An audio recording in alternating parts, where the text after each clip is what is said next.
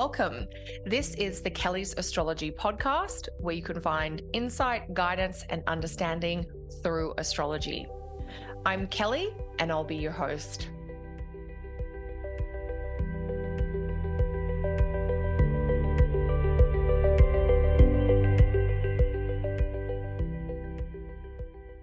Hi there, everyone, and welcome back. This is episode 7 of the Kelly's Astrology podcast. And this week, we're taking a look at the astrology of the week starting Saturday, August 5th. There are 3 aspects to Jupiter and Taurus this week, which made me think of that song, Drops of Jupiter.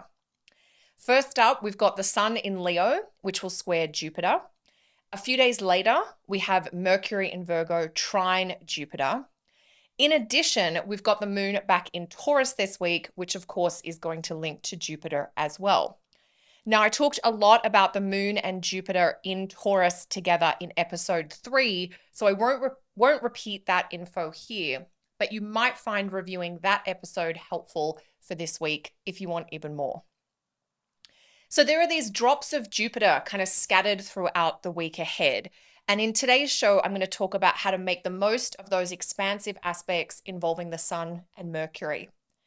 Towards the end of the show, I'll also give you a coupon code to a course that's all about how to work with Jupiter and Venus in more depth.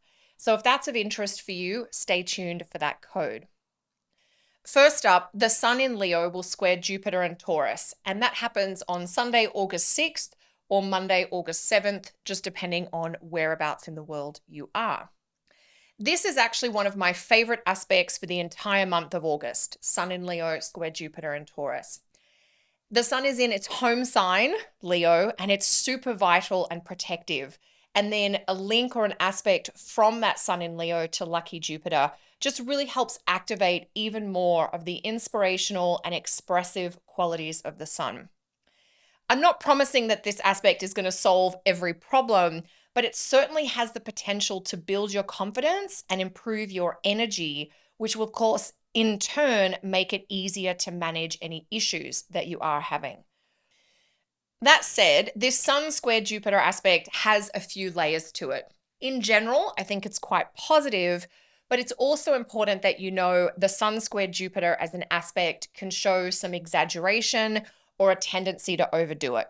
So you might be so full of enthusiasm or confidence that you're making plans you're not going to be able to follow through on just because you don't have the energy all the time.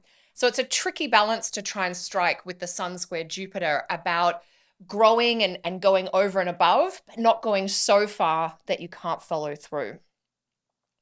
With the Sun square Jupiter, you might not know your limits, or you might know them and you might choose to blow right past them. That's not always a bad thing, but it is good to keep in mind that the Sun square Jupiter is not an aspect of restraint or specificity. So kind of go all in. With the Sun square Jupiter, enthusiasm can be really high, and you might be willing to take a risk to help you grow. Sure, life can be a little full under an aspect like this, or you might find yourself really stretched as you juggle a variety of fun or important experiences. But sometimes the joy is in the fullness.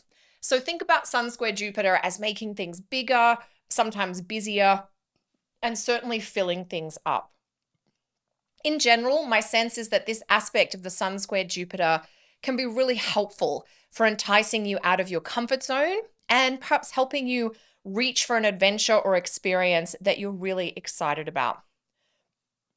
This might be linked to an ambition, but it's just as likely to be about something you've always wanted to try.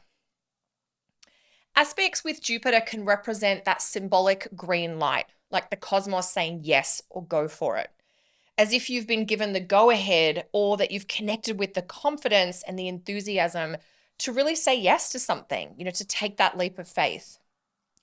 Now, because the Sun and Jupiter are linking via that square aspect, you might need to make an adjustment to do this exciting thing. There might be a little bit of effort involved, but I would say in this case, the effort is worth it. So I'd encourage you, if you need to shift things around and to opt for growth, learning, and whatever might be outside your comfort zone if you can. In addition, the Sun and Jupiter both have links to wisdom and understanding. So learning something like gaining a new perspective or literally developing your knowledge about a subject matter will also be possible. So really think about this Sun square Jupiter aspect as opening up to what more there might be out there. What perspectives, what wisdom, what things that you don't know or that you don't know you don't know. And you've kind of got to get out of what you know to figure them out. So really getting into that outside your comfort zone space. But in general, the Sun square Jupiter feels very affirming, uplifting, and enhancing. So just kind of go for it. Have a great time. Now, the second big aspect to Jupiter this week is that trine from Mercury in Virgo. Now, due to Mercury's upcoming retrograde cycle, this will actually be the first in a series of 3 trine aspects from Mercury to Jupiter that are going to run until the end of September. So we've got this sort of sequence of Mercury trine Jupiter. We're going to have 3 different versions of this aspect. And the first one is happening this week, August 9th, August 10th. And so while that particular Mercury trine Jupiter aspect that's happening August 9 and 10, it really does bode well for productive conversations and fruitful encounters midweek. It also sets up a pattern of progress that might take until late September to come to fruition. So when we have these 3-part aspects forming, they're always tied to when a planet is having a retrograde cycle. So we've got Mercury trine Jupiter this week and Mercury's direct. It's before the retrograde.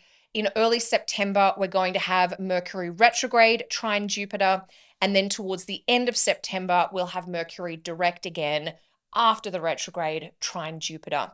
And so I'm always intrigued when we get these 3-part aspects as part of a retrograde, because it does tell us a bit of a theme that is relevant, not just on the days the aspects themselves are happening, but for the whole time frame. And so there is a thread running through August and September that has to do with planning, expansion, organizing, and kind of good news. And we're going to get some of that this week, August 9th and 10. And in addition to what kind of happens this week that's under that positive or auspicious umbrella of Mercury trine Jupiter, there's also going to be something that we get started on that might take us till end of September to fully organize or complete. So with that little disclaimer about the 3-part quality to the Mercury Jupiter aspect aside, there is still this sort of positive omen midweek, if you like. It's August 9 or August 10, just depending on where you are.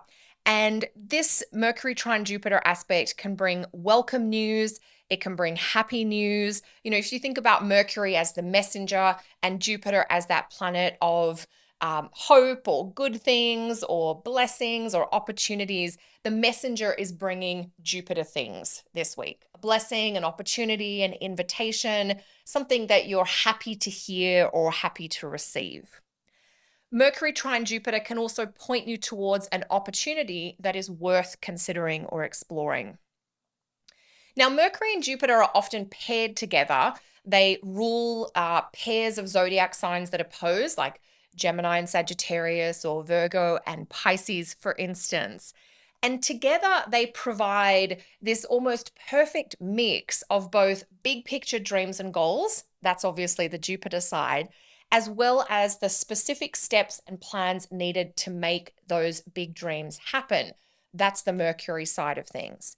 So this Mercury trine Jupiter aspect, it does indicate collaboration, and it can really help you sort things out. It can help you make plans, organize your schedule, organize your time, as if you're able to figure out how to work towards that big goal or that big dream that you have.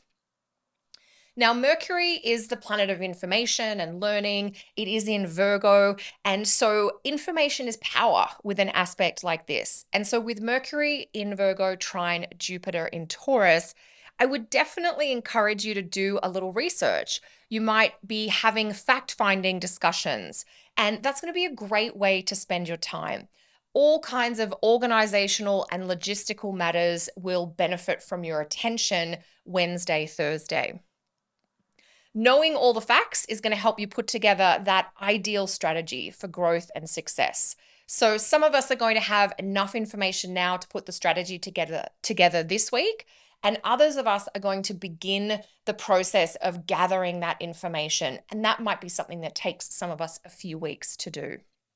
Mercury in Virgo loves to analyze, strategize, and organize, while Jupiter in Taurus is designed to help you really enjoy the moment, to be in your body, to be in nature, to be in touch with the physical, tactile world.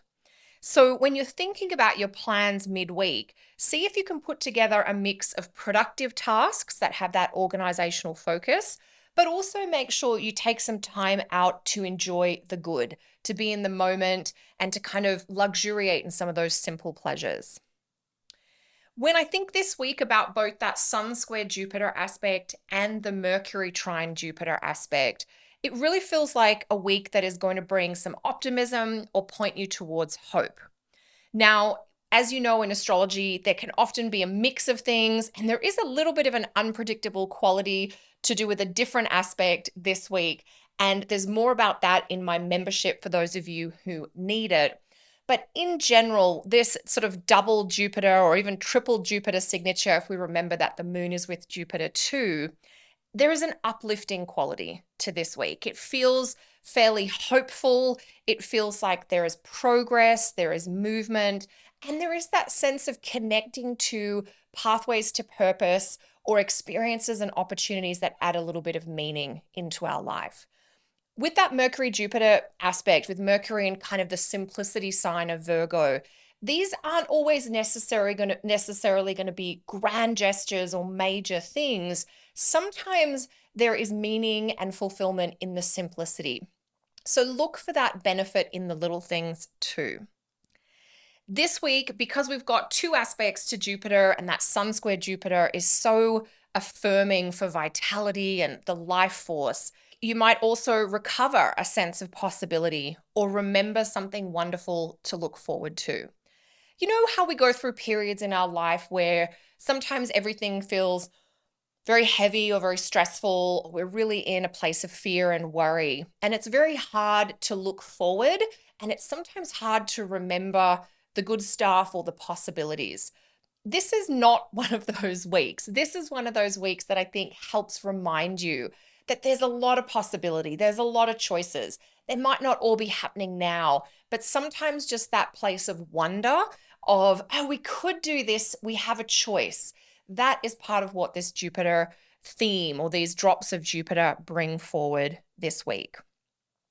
So my sense is that this is a great week for making life fun or for taking time to have those adventures or experiences that you've always been interested in. For me personally, one thing I'm up to, and I didn't put this together until I was preparing to record this show, I'm off to the tennis. There's a tournament in Toronto every August, and for years I have been trying to organize our schedules so we could go. Sometimes we're traveling, sometimes we've got other things on, and we've just never been able to make it yet. And it's been one of those things in the back of my mind. I just want to go and see what the tennis in Toronto is like. So this year we've got our tickets and we've got ourselves organized. It sort of came together pretty seamlessly, pretty easily after a number of years of kind of hitting roadblock or scheduling clash. And that may not seem like a life-changing event, and that's kind of the point. Sometimes these moments with Jupiter are just about adding in a little bit of adventure or joy to our everyday life. So, this week in terms of having these experiences, how these experiences turn out, they might be good, they might be not so good, but the joy and the learning and the living is in the experience itself. So have those experiences and see what happens. It's the doing of things that can really help fill your heart and remind you of some of the excitement of being alive. For me, with this tennis tournament, I have no idea what it will be like. I don't know what the venue's like, but we're just going to give it a shot and see how it goes. So this week, I wish you a little adventure too. If you'd like to dive deeper into working with Jupiter and Venus in your chart, I invite you to check out my Benefits and Blessings course. You can save 10% off the registration fee with the code BB10, and that's the numeral 10, so 10, BB10. Why did I put this course together? I know from my years of working with clients and students that it is very easy to focus on managing problems or how to deal with challenges. But my personal belief is it's really important to understand how to enhance the good and joy in our lives.